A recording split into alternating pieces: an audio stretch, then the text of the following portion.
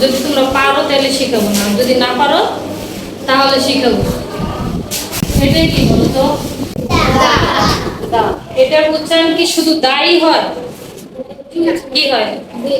দিও হয় অনেক সময়, না? কিন্তু কখন দি হয় আর কখন দা হয় এটা কি জানো? এটা নিয়ে আমরা সবাই কি কনফিউজ। দি এর উচ্চারণ কখনো দা হয়, কখনো দি হয়। এটা নিয়ে কনফিউজ না যে কখন হবে দা আর কখন হবে দি। চলো তাহলে জেনে নিই। আচ্ছা, এটা তো আমরা জানি যে ভাওয়েল কয়টি, কি কি বলো তো? এ, ই, আই, ও, ইউ।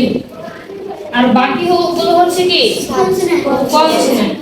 এবার মনে রাখো যে দি কখন হয়। যেই ওয়ার্ডটা কি হয় ভাওয়েল দিয়ে শুরু হয় সেখানে কি বসে? দি বসে। যেমন কি দি অ্যাপেল, এটা কি হবে? দি হবে। কি হবে? দি। দি অ্যাপেল। আরো কয়েকটা বলো তো ভাওয়েল দিয়ে।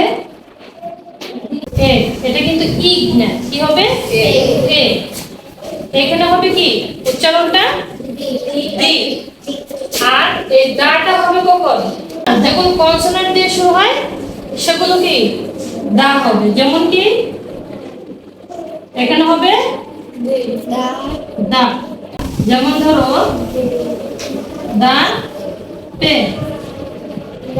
পি কি? পেন কি? কি দিয়ে শুরু হয়েছে? পি।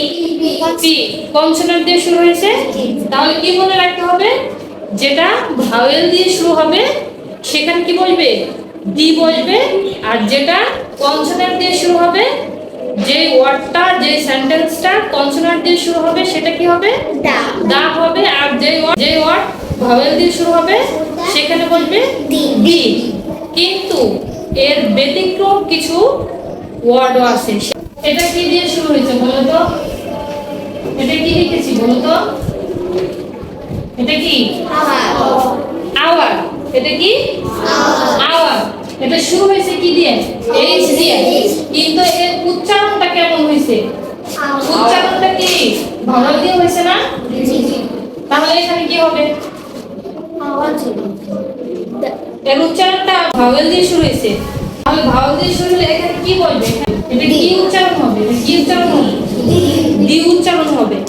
তারপরে দেখো আরেকটা আছে, যেমন ইউনিভার্সিটি। ইউনিভার্সিটি কি দিয়ে শুরু হয়েছে? কি দিয়ে শুরু হয়েছে? এটা কি ইউ। এটা কি ইউ। ইউ উচ্চারণটা কেমন হয়েছে? ইউ। ইউ ইউ উচ্চারণটা কি? ওয়াই ডাবল ও উচ্চারণ হয়েছে না? ইউ উচ্চারণ হয়েছে না? এই যে এরকম উচ্চারণটা এরকম হয়েছে না? রস্যই ইউ। ইউ। তাহলে এখানে ওয়াই ডাবল ও উচ্চারণ হয় না? এখানে কিন্তু ওয়াই ও ডাবল ও উচ্চারণ হয়, যাকে কি কনসোনেন্ট হিসেবে ধরা হয়েছে না? যে ওয়াই কি কনসোনেন্ট না? তাহলে এখানে কি হবে? দা হবে। এখানে উচ্চারণটা কি হবে? দা হবে। কিছু ব্যতিক্রম